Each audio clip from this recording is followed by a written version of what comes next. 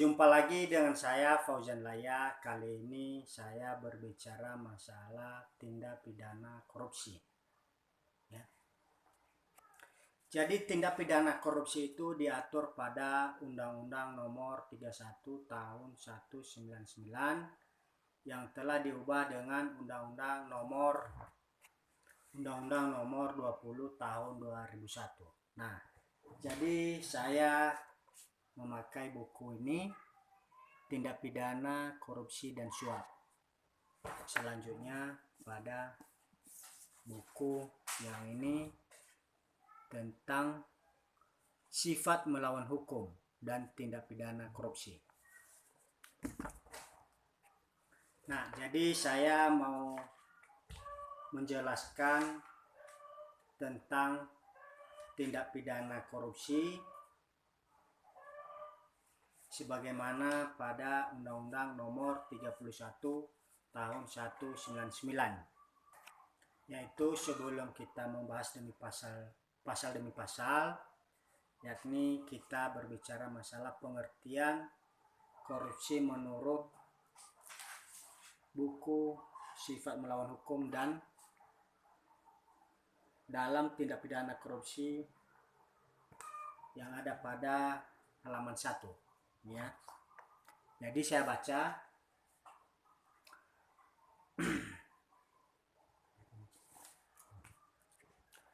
Korupsi ialah kebusukan, keburukan, kebejatan, ketidakjujuran.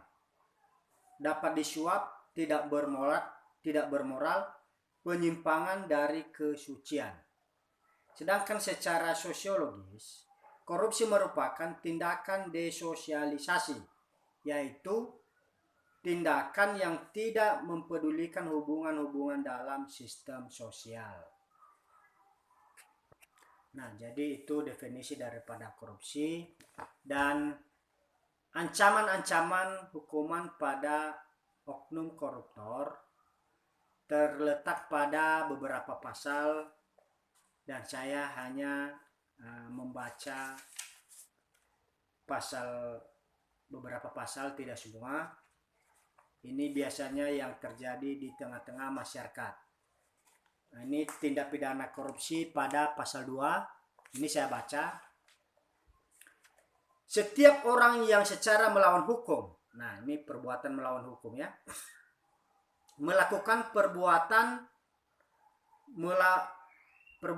memperkaya diri sendiri. Nah ini dia, memperkaya diri sendiri perlu digarisbawahi, atau orang lain, atau suatu korporasi yang dapat merugikan keuangan negara.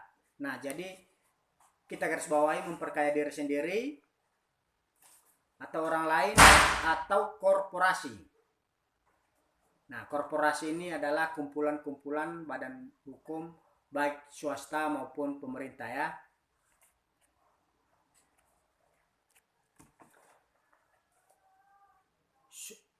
Atau suatu korporasi yang dapat merugikan keuangan negara atau perekonomian negara.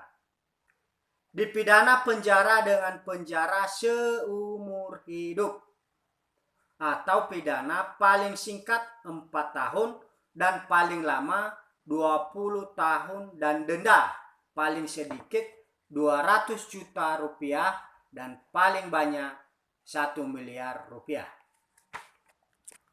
Sedangkan pada pasal 2 ayat 2 saya bacakan, dalam hal tindak pidana korupsi sebagaimana dimaksud dalam ayat 1 dilakukan dalam keadaan tertentu, pidana mati dapat dijatuhkan. Nah, jadi itu ya, pidana mati pada tindak pidana korupsi bisa dijatuhkan ya. Nah, ini pada pasal 3 saya bacakan. Setiap orang yang dengan tujuan menguntungkan diri sendiri atau orang lain atau suatu korporasi menyalahgunakan kewenangan. Nah, ini penyalahgunaan kewenangan ya. Kesempatan atau sarana yang ada padanya karena jabatan atau kedudukan yang dapat merugikan keuangan negara atau perekonomian negara dipidana dengan pidana penjara seumur hidup atau pidana paling singkat 1 tahun dan paling lama 20 tahun dan atau denda paling sedikit 50 juta rupiah dan paling banyak 1 miliar rupiah. Nah, ini pasal 3 ini tentang penyalahgunaan kewenangan. Jadi pasal 2 itu masalah perbuatan melawan hukum dan pasal 3 menyangkut penyalahgunaan kewenangan. Nah, terkadang prakteknya oknum-oknum yang telah melakukan tindakan yang busuk seperti definisi daripada korupsi tadi, memperkaya diri sendiri atau orang lain, itu terkadang supaya mereka ini terbantu secara hukum, mereka kembalikan kerugian negara tersebut. Nah, pertanyaannya, apakah dengan mengembalikan kerugian negara maka perbuatan mereka tidak bisa dipidana? Nah, sudah jelas jawabannya ada pada pasal 4. Ini saya baca ya, pasal 4.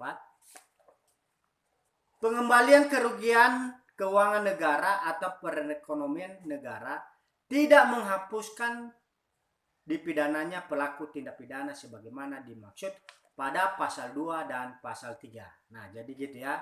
Sudah jelas pada pasal 4 tidak bisa menghapuskan perbuatan pidana yang bersangkutan. Nah, jadi masih banyak pasal demi pasal yang ada di dalam Undang-Undang Nomor 31 Tahun 1999, junto Undang-Undang Nomor 20 Tahun 2001 tentang pemberantasan tindak pidana korupsi, yang kedepannya akan kita bahas. Untuk video kali ini cukup 2 pasal dulu. 1, pasal 2 tadi tentang perbuatan melawan hukum, dan pasal 3-nya tentang penyalahgunaan kewenangan. Jadi untuk informasi lebih jelas bisa menghubungi saya ke nomor WhatsApp atau nomor handphone. Saya sebutkan 0813 65500 509. Sekali lagi silakan dicatat 0813 65500 509. Atau silakan tinggalkan komentar di video, di tempat komentar di video bawah ini untuk kita sharingkan atau kita bahas ya. Nah, sebelum mengakhiri atau sebelum meninggalkan video ini, silakan di like, komen, dan subscribe untuk memberikan semangat kepada saya untuk mengupload video-video yang bermanfaat pada video berikutnya. Nah, sekian dari saya. Semoga video kali ini bermanfaat buat para penonton. Terima kasih.